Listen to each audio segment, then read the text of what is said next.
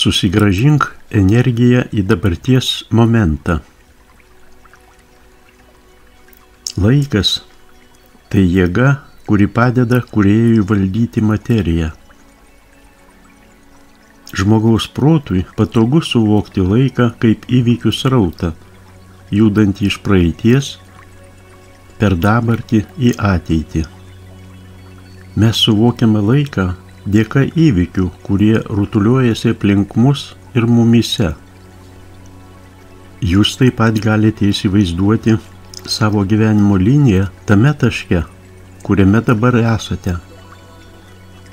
Iš dabarties pozicijos praeitis paprastai matoma kaip esanti užpakalyje arba iš kairės pusės, o ateitis priekyje arba iš dešinės pusės. Jei žmogus sutelkia dėmesį į neigiamus gyvenimo momentus priekyje, jis atima iš savęs sėkmės potencialą.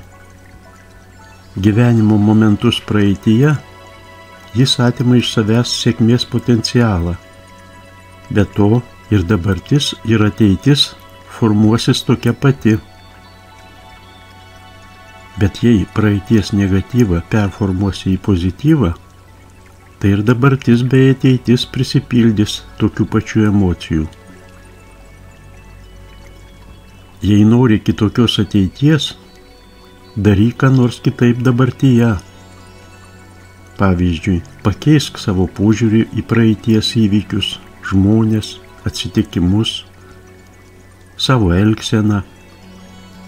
Panaudok dabarties momento galią, kad pakeistum, sukurtum kitokią ateitį.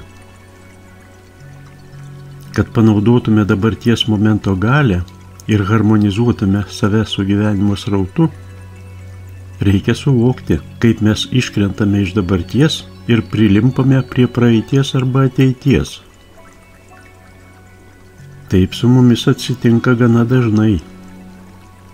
Pavyzdžiui, kai mes apgailestaujame dėl praėjusios jaunystės, neišnaudotų galimybių, kritikuojame save dėl praeities klaidų, prisimename senas neatleistas nuoskaudas, įsisenėjusį emocinį skausmą, kenčiame dėl kadaise patirtų praradimų ir štai, žmogaus jau nėra dabartyje, jis nugramzdino save į praeitį, jis jau ten ir mintimis, ir emocijomis.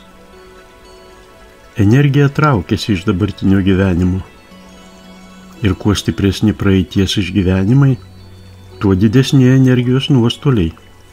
O štai kitas energijos praradimo variantas. Ateities būsimų įvykių baimė, nuogastavimai dėl vaikų, artimųjų ateities, tuščios svajos, nepamatuoti lūkesčiai, susijęti su kitais žmonėmis ar įvykiais, dar nesumedžioto lokio kailio dalybos. Ir štai vėl, žmogaus nėra dabarties momente, jis vėl praranda dabarties energiją, nukreipdamas ją į ateitį. Praeities jau nėra, ateities dar nėra, tad kur šią akimirką yra pats žmogus? Fizinė prasme jis yra čia, jis užima vietą erdvėje, o mentalinė ir emocinė prasme jo čia nėra.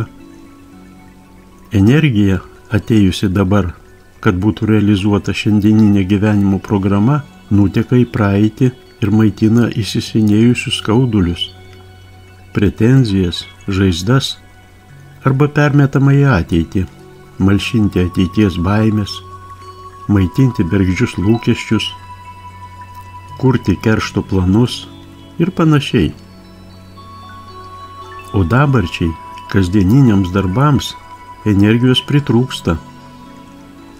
Iš čia chroniško nuovargio sindromas, silpnumas, tuštumos jausmas. Kai nėra energijos, nieko nesinori.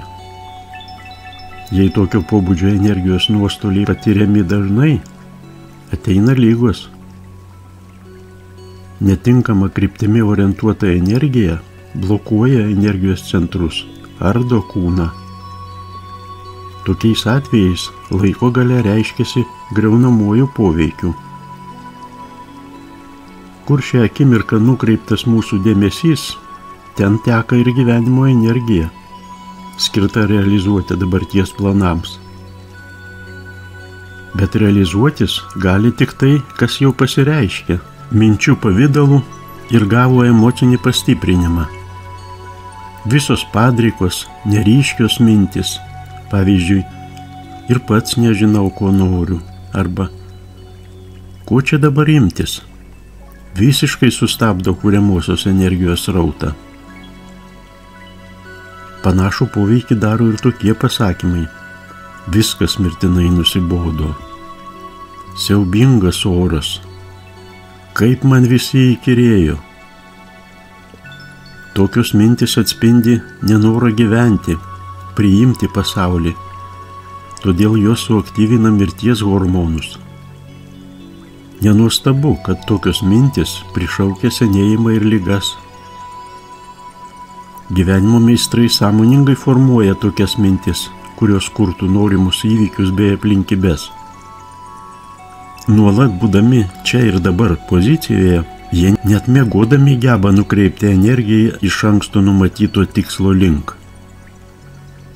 Norai ir ketinimai – tai energijos panaudojimo būdai.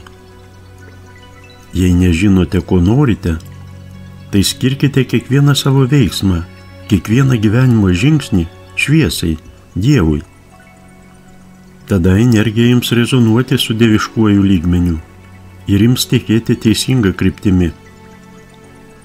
Iš dieviško lygmens į mus liejasi aukštų vibracijų energijos srautas, kuriame dominuoja kūrybiškumas, meilė, šviesa. Kai žmogus jaučiasi džiaugsmingas ir laimingas, laikas išnyksta. Žmonės tai pastebėjo ir išreiškė patarlę. Laimingi valandų neskaičiuoja. Laimingas žmogus gyvena dabartimi. Jo laikas – amžinybė. Jo sąmonėje nėra idėjos. Viskas praeina. Amžinybė – tai amžinai besitęsianti laiminga dabartis. Laikas atsiranda tada, kai žmogų palieka laimė. Kuo žmogus nelaimingesnis, tuo lėčiau bėga laikas. Minutė ištysta į valandą, o didžios nelaimės akimirka virsta amžinybė. Laikas sustingsta, liaujasi judėti. Būtina žinoti, kad laikas egzistuoja mūsų sąmonėje tik materialių pavydalų išreikštame pasaulyje, kad mes galėtume giliau suvokti ir išjausti gyvenimišką patirtį. Laikas – tai ypatinga energija, kuri keičia fizinę materiją. Mes gyvename Žemėje, o pagrindinė mūsų esaties dalis, mūsų aukštesnysis aš, yra ten, kur nėra laiko ir erdvės. Šios aukštesniosios mūsų dalies dėka galima keisti ir praeitį ir dabartį. Tik tam reikia išmokti kontaktuoti su savo aukštesniuoju aš. Laikas – tai viena iš realybės iliuzijų. Naujojoje epochoje mes artėjame prie vienybės, prie tokios realybės, kur nėra laiko, kur viešpatauja belaikiškumas, amžinybės akimirka, čia ir dabar. Būdami dabartyje, mes stabdome laiką ir savo realybėje steigiame amžinybę.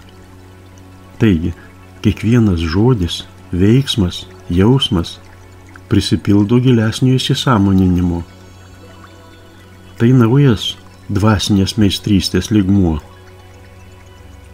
Jei įsivaizduotume laiko begalybę kaip aštuoniukę, paguldytą horizontaliai, ir tartume, kad viena aštuoniukės dalis atitinka praeitį, o kita ateitį, tai dabartis būtų tas taškas, kuriame susitinka praeitis ir ateitis.